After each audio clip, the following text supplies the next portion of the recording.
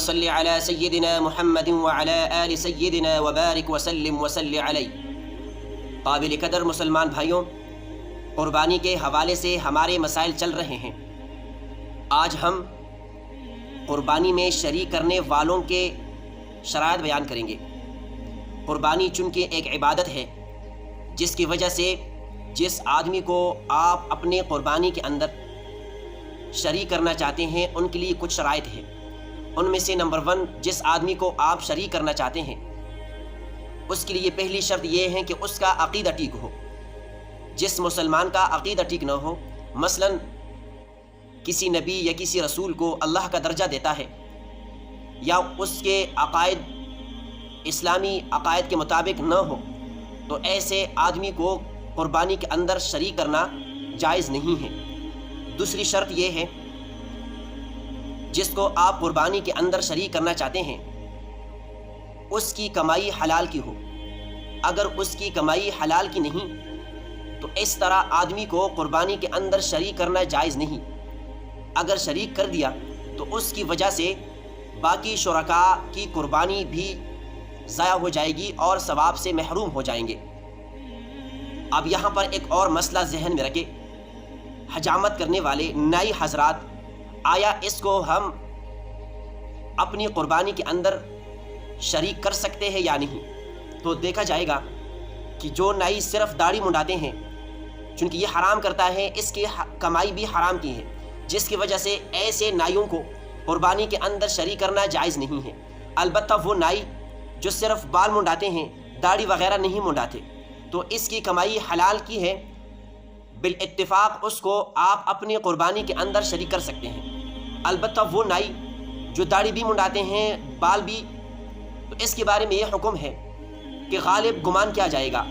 اگر وہ سر کے بال زیادہ منڈاتے ہیں، داڑھی کم منڈاتے ہیں، تو پھر غالب کا اعتبار کیا جائے گا، اس کو اپنی قربانی کے اندر شریک کر سکتے ہیں، گنجائش ہے، لیکن بہتر نہیں ہے۔ اگلا مسئلہ، قربانی چونکہ ایک عبادت ہے جس کی وجہ سے اس کے لیے کچھ خاص ایام ہے، خاص دن ہے۔ وہ ہے عید کا پہلا دن، دوسرا دن، تیسرا دن، 11، 12، 13 ذی الحجہ، یہ قربانی کے دن ہے۔ اب ان 3 دنوں کے اندر آپ ہر وقت قربانی کر سکتے ہیں، دن کو بھی کر سکتے ہیں، رات کو بھی کر سکتے ہیں۔ البتہ رات کے وقت اگر روشنی نہ ہونے کی وجہ سے دشواری ہو تو پھر اس صورت میں بہتر یہ ہے کہ بندہ دن کو قربانی کرے۔ البتہ روشنی کا انتظام ہے، بآسانی آپ قربانی کر سکتے ہیں، تو پھر آپ ان 3 ایام کے اندر رات کو بھی قربانی کر سکتے ہیں۔ اگلا مسئلہ یہ ہے کہ قربانی کا جو وقت ہے وہ کس وقت شروع ہوگا؟ تو یہاں پر مسئلہ ذہن میں رکھیں، وہ مسلمان جو دیہات میں رہتے ہیں جہاں پر عید کی نماز نہیں ہوتی، عیدگاہ نہیں ہے، ان کے لیے صبح صادق سے، یعنی کہ صبح اذان سے پہلے ان کے لیے قربانی کرنا جائز ہے۔ البتہ جو لوگ شہر میں رہتے ہیں ان کے لیے یہ حکم ہے کہ عید کی نماز پڑھ کے پھر قربانی کریں۔ اگر شہری لوگوں نے عید کی نماز سے پہلے قربانی کی تو ان کی قربانی جائز نہیں ہے، ان کی قربانی نہیں ہوتی۔ اگلا مسئلہ، اگر کوئی آدمی وکیل بنائے کہ بھائی میری طرف سے آپ قربانی کریں تو یہ جائز ہے، لیکن وکیل جو ہے وہ قربانی کی جو 3 ایام ہیں ان کے اندر قربانی کرے گا۔ اگر ان 3 دنوں سے پہلے یا بعد میں قربانی کرے گا تو اس کی قربانی جائز نہیں ہے، اس کی قربانی نہیں ہوگی۔ اگلا مسئلہ، ایک آدمی ہے وہ دوسرے ملک کے اندر کسی کو وکیل بناتا ہے کہ بھائی میری طرف سے قربانی کرے، تو ان کے لیے بھی یہی شرط ہے کہ ان 3 ایام کے اندر وکیل قربانی کرے گا۔ تو یہاں پر کچھ تفصیل ہے۔ اب کچھ ممالک ایسے ہیں کہ ان ایام کے اندر، دنوں کے اندر فرق رہتا ہے، تو دیکھا جائے گا جہاں وکیل رہتا ہے، جس ملک کے اندر وکیل رہتا ہے، وہاں قربانی کے دن شروع ہو چکے ہیں، لیکن جہاں پر موکل رہتا ہے وہاں پر قربانی کی ایام شروع نہیں ہے، تو اس صورت میں وکیل کی قربانی نہیں ہوتی۔ اگر وکیل کے ہاں قربانی کی ایام شروع نہیں ہے بلکہ موکل کے ہاں قربانی کے دن شروع ہو چکے ہیں، اس صورت میں علماء کے 2 آراء ہیں۔ کچھ فرماتے ہیں کہ قربانی ہو جائے گی، لیکن کچھ فرماتے ہیں کہ قربانی نہیں ہوگی۔ البتہ اس طرح کی قربانی اس کے لیے نہیں کرنی چاہیے اور اجتناب کرنی چاہیے۔ اب قربانی کا اسلامی طریقہ کیا ہے؟ سب سے پہلے اسلام وہ مذہب ہے جس نے صرف انسانوں کی نہیں بلکہ ہر جاندار چیز کا خیال رکھا ہے۔ تو بہتر یہ ہے کہ جب آپ قربانی کریں گے تو اس سے پہلے جانور کو خوب کھلائے پھلائے۔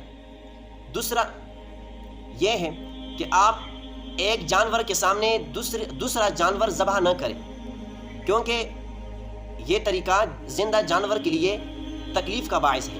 تیسری بات یہ ہے کہ جانور لٹاتے وقت نرمی سے کام لیا جائے، طریقے سے اس کو لٹا دیا جائے۔ نمبر 4، جانور لٹانے سے پہلے چوری تیز ہو۔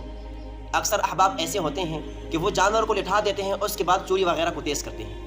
یہ بھی جانور کے لیے تکلیف کا سبب، تکلیف کا باعث ہے، اس وجہ سے ایسا کرنا جائز مناسب نہیں ہے۔ اور اگلی بات یہ ہے کہ انسان اپنے ہاتھ سے ذبح کرے، کہ اس کے لیے یہ مناسب ہے۔ اگر خود ذبح نہیں کر سکتا تو کسی ایسے ماہر آدمی سے ذبح کرے جو مہارت بھی رکھتا ہو اور عقیدے کے اعتبار سے بھی اس کا عقیدہ بھی ٹھیک ہو۔ اگلا مسئلہ، لٹانے کے وقت بہتر یہ ہے کہ آپ جانور کا منہ قبلے کی طرف کر دیں اگر مناسب ہو۔ اگر جگہ ایسی ہے مشکل ہے تو کوئی حرج نہیں ہے، جس طرف بھی اس کا منہ ہو قربانی ہو جائے گی۔ اور لٹانے کے وقت دعا کرنی چاہیے، انی وجہت وجہی للذی فطر السماوات والارض حنیفا وما انا من المشرکین قل ان صلاتی ونسکی ومحیای ومماتی للہ رب العالمین لا شریک لہ وبذلک امرت وانا اول المسلمین۔ اور اس کے بعد جو ذبح کرنے والے ہیں وہ بآواز بلند تکبیر کہے، بسم اللہ اللہ اکبر۔ اب یہاں پر ایک مسئلہ اور ذہن میں رکھیں، آیا جنہوں نے جانور کو پکڑا ہوا ہے ان کے لیے بھی تکبیر کہنا جائز ہے؟ تو مسئلہ یہ ہے کہ جو بھائی چوری چلانے والا ہے اس کے لیے تکبیر کہنا ضروری ہے۔ جہاں تک پکڑنے والوں کی بات ہے ان کے لیے ضروری نہیں ہے، اگر پڑھے تو اچھی بات ہے، نہ پڑھے تو قربانی ہو جائے گی۔ اگلا مسئلہ چونکہ اس کے ساتھ متعلق نہیں ہے لیکن بتا دیتا ہوں، ایسا آدمی جو گنگا ہے یا بچہ ہے یا عورت ہے، آیا ان کی ذبح شدہ چیز جائز ہے یا نہیں؟ بالفرض وہ قربانی کرے تو جائز ہے یا نہیں؟ تو مسئلہ یہ ہے کہ وہ عورت یا وہ بچہ یا وہ گھنگا جو ذبح کرنے کا طریقہ جانتا ہو، تکبیر کے جو الفاظ ہیں وہ بھی ان کو یاد ہو، تو بالاتفاق ان کی قربانی جائز ہے۔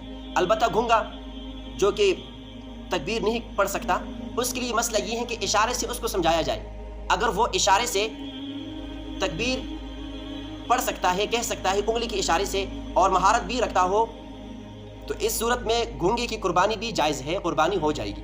اگلا مسئلہ، حلال جانوروں کے اندر کچھ اعضاء ایسے ہیں کہ ان کا کھانا جائز نہیں ہے۔ ان میں سے نمبر 1، نر جانور کا پیشاب گاہ، جہاں سے وہ پیشاب کرتا ہے وہ حصہ کھانے کے استعمال میں لانا جائز نہیں ہے۔ نمبر 2، خصیتین، جس کو ہماری زبان میں کپورے کہتے ہیں۔ اکثر لوگ اس کو استعمال کرتے ہیں، لیکن لہٰذا ان چیزوں کا استعمال کرنا، کھا لینا جائز نہیں ہے۔ نمبر 3، بہتا ہوا خون۔ بہتا ہوا خون سے وہ خون مراد ہے جو ذبح کرنے کے وقت جو خون بہتا ہے، وہ خون اگر کوئی استعمال کرے تو یہ جائز نہیں ہے، یہ حرام ہے۔ نمبر 4، مادہ جانور کا پیشاب گاہ، جہاں سے مادہ جانور، بکری، گائے وغیرہ پیشاب کرتے ہیں، اس کو استعمال میں لانا، کھا لینا جائز نہیں ہے۔ نمبر 5، دونوں جانوروں کے اندر ایک چیز ہوتی ہے، ایک تھیلا ہوتا ہے جس کے اندر وہ پیشاب جمع ہوتا ہے، تو وہ پیشاب، وہ تھیلا جس کے اندر پیشاب جمع ہوتا ہے، اس تھیلے کا کھانا جائز نہیں ہے۔ نمبر 6، غدود، جس کو ہماری زبان میں گلٹی کہتے ہیں۔ یہ ہر جانور کے اندر نہیں ہوتا، لیکن کچھ جانور ایسے ہوتے ہیں کہ وہ بیمار ہوتے ہیں، ان کی جسم کے کچھ حصوں میں ابری ہوئی چیز ہوتی ہے، سخت قسم کی، اس کو گلٹی کہتے ہیں، تو اس گلٹی کو کھا لینا بھی جائز نہیں ہے۔ نمبر 7، پتا۔ پتا کہتے ہیں جگر کے نیچے ایک چیز ہوتی ہے، اس کے اندر ایک خاص قسم کا پانی ہوتا ہے، تو اس کو کھا لینا بھی جائز نہیں ہے۔ ایک ہے حرام مغز، اس کے بارے میں علماء کا اختلاف ہے۔ حرام مغز، یہ جو ریڑھ کی ہڈی ہے، اس کے اندر ایک سفید قسم کی لکیر ہوتی ہے، داغا ہوتا ہے، کیا اس کا کھانا جائز ہے یا نہیں؟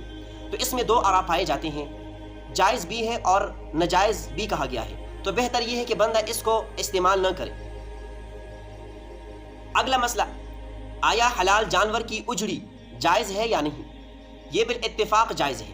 یہ بندہ صاف کر کے اس کو استعمال کر سکتے ہیں، کھا سکتے ہیں، کوئی حرام کوئی مکروہ وغیرہ نہیں ہے۔ البتہ کچھ لوگ طبیعت کے اعتبار سے اس کو پسند نہیں کرتے، وہ دوسری بات ہے۔ اگر آپ کی طبیعت اس کو پسند نہیں کرتی تو بے شک استعمال نہ کرے، لیکن البتہ طبیعت کی وجہ سے اس کو حرام یا ناجائز کہنا یہ غلط ہے۔ لہٰذا اگر آپ نہیں کھانا چاہتے، دل نہیں کرتا، طبیعت نہیں مانتی تو بے شک نہ کھائے، لیکن یہ چیز ہے جائز۔ اگلا مسئلہ قربانی کے گوشت کا تقسیم کرنے کا طریقہ۔ اکثر لوگ ایسے کرتے ہیں کہ اندازے کے ساتھ وہ حصے بناتے ہیں، پھر اس پر قرآن اندازی کرتے ہیں، قرعہ ڈالتے ہیں، جی یہ فلاں کا یہ فلاں کا، یہ غلط ہے۔ اس کے اندر ربا کا اندیشہ ہے، جس کی وجہ سے اس طرح کرنا جائز نہیں ہے۔ البتہ بہتر یہ ہے کہ جانور کا ہر عضو، جسم کا ہر حصہ، جتنے افراد ہیں اتنے حصے بنائے، اس کے بعد پھر اس کو وزن کرے، تولے، اس کے بعد حصے بنائے، اور اس کے بعد اگر کوئی قرآن اندازی کرنا چاہتے ہیں تو پھر جائز ہے۔ البتہ وزن کے علاوہ تقسیم کرنا، حصے بنانا یہ جائز نہیں ہے۔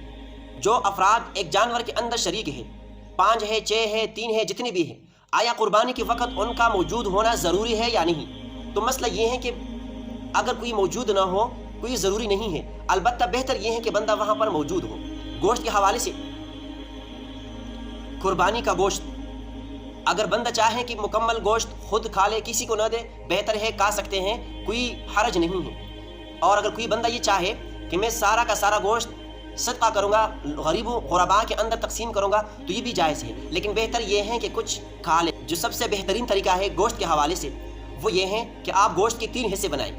ایک حصہ جو غرباء ہے ان کے درمیان تقسیم کریں، نمبر 2 دوسرا حصہ جو آپ کے قریب رشتہ دار ہے ان کے درمیان بانٹے، اور تیسرا اس حصہ اپنے استعمال میں لے آئے۔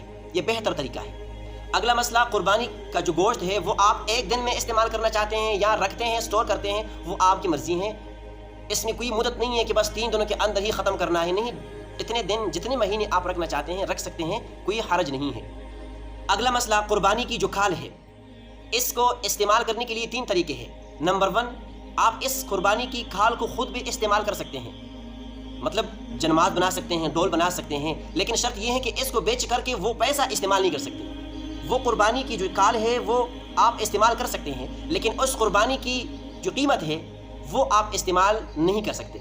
نمبر 2 قربانی کسی مسجد کے اندر نہیں دے سکتے، البتہ قربانی غریب، یتیم، فقیر، مؤذن، امام کو دے سکتے ہیں۔ اور آج کل جو اداروں کے لوگ گھومتے ہیں، قربانی لیتے ہیں، قربانی کے کھال لوگوں سے جمع کرتے ہیں، ان کے لیے بھی یہ حکم ہے، جب آپ نے اس کو وکیل بنا دیا تو آپ بری الذمہ ہو گئے ہیں، آگے اس کی مرضی ہے، وہ جس طرح استعمال کریں گے۔ آسان یہ سمجھے کہ جو زکوٰۃ کے مصارف ہے وہ قربانی کے مصارف ہے۔